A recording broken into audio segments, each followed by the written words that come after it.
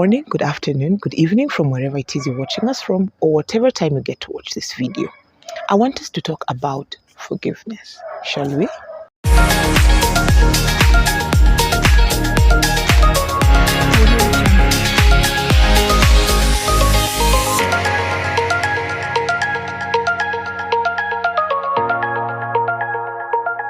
Audio Jungle.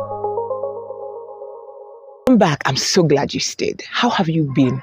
My name is Bella, Her Royal Highness Bella the Only. How many times have you found yourself in a place where you need to forgive someone, or you're the one who seeks that forgiveness? Some of us have caged ourselves in bondages of kubeba. Someone did something in 1940. The other one did another something in 2000. And you have really, really grudged them in your heart that you have no chance to do anything else. It could be a family member. It could be your spouse. It could be your child. It could be someone you work with, someone you met in school. And they did something that you never talked about in the first place in order to iron it out. They did something or said something, or sometimes not even the doing. Sometimes it's just they did not. Maybe they didn't show up for you. Maybe they didn't have you back when they needed to have you back. And you felt betrayed. You felt hurt. It broke your heart. And you have never reached out to seek for forgiveness or closure. Or flip the page. You're the one who wronged someone, and you have just left it in silence, and this weird silence and awkwardness, something that you cannot come around to just sitting down and talking about it and clearing the air. And the thing is, the sad part of unforgiveness is there are some doors that can't open with unforgiveness. There are some things you cannot achieve because maybe the password, maybe the lock, maybe the key to that was this person. And maybe you need something urgently, or you need to go somewhere, and the person who has this connection is this person you have a grudge with. So this translates to another dimension of forgiveness, which is pride. Some of us are nijikute, I can't. They're the ones who did this. They're the ones who said that. They're the ones who wronged me. They should apologize. They should ask for forgiveness. But sometimes you need to let go, because you cannot keep carrying people in your system. You cannot keep carrying events. They did not invite me. They did not tell me about this. Now, ubebane a whole clan, a whole family. You don't go home because you're not in good terms with this cousin or this other sister or your parents. You don't go home because you're not seeing eye to eye with your siblings, with your child. You are so uncomfortable at work because of this feud that is so unnecessary with your colleague. But here's another dimension. Some things require the forgiveness, yes, so that your toxicity ikutoke. It does not remain in your system. You do not become bitter because of this thing, because of them not asking for forgiveness, because of you not clearing the air. But there's this other dimension. Apology accepted, access denied. There are some things we cannot just get back to how it was. For instance, cheating. Okay, kuna wale wako graced differently, like you can forgive cheating, but there are people, that's now it, that's the deal breaker. You can't.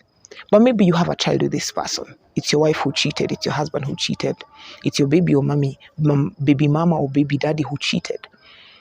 And there's a child involved. So for the purposes of this child, for the purpose of co-parenting, there'll have to be an understanding. Well, not necessarily, but this is one of the instances of apology accepted, access denied. When life was threatened, probably it was an abusive marriage, probably it was an abusive home, your parents are abusive, they threatened your life. Probably it's your boss sexually harassed you. Those things you can forgive, because even scripture, that is what it encourages us to do, forgive. But don't let these people back into your circle, because you know what they are capable of. And you have to believe someone when they show you their true colors once. Don't make excuses for them. or he was angry, or I disappointed her, that's why she cheated, or I did not do it right by my mom, that's why she, vented like that and raised a knife. Don't make excuses for people.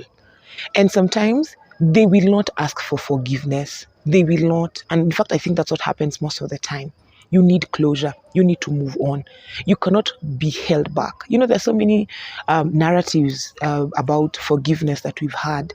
Forgiveness is like taking poison and expecting the other person to die. That's one. The other one is like a puncture. It's an inflated tire. You can't go far with that, with a puncture, slow puncture, or puncture. Just, you have to get to a place and you say, you know what? They maybe will never ask for forgiveness. It'll take a lot of time, or it'll never come. But you need to move on. Forgive yourself, number one, for going through that, accepting a certain kind of behavior because we did not know better. Forgive this person. Forgive the situation that was. And some things, we were young, maybe we didn't have the info and the knowledge and the know-how that we do right now. So you cannot stay in the past because of someone. And by the way, most times, these people, Aki, they are so blessed, they are happy, they are smiling. They even tend to wonder, Kwani, what's up with so-and-so? What happened? But for your own sanity, for your own peace of mind, release. Let them be. And now you'll be the judge of, is it something that could be rekindled anew? Because there's just a way. Something happens, it's not kawaida, it goes back to how it was. So it's you to decide. You be the judge. Are you going back? Is it a relationship that can be restored after the apologies? Is it something that you need to totally forget about? Or is it something that you will need to start anew?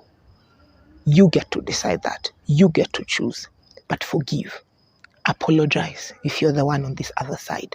Because your breakthrough, your open door might just lie in that. Reign like the king or the queen that you are.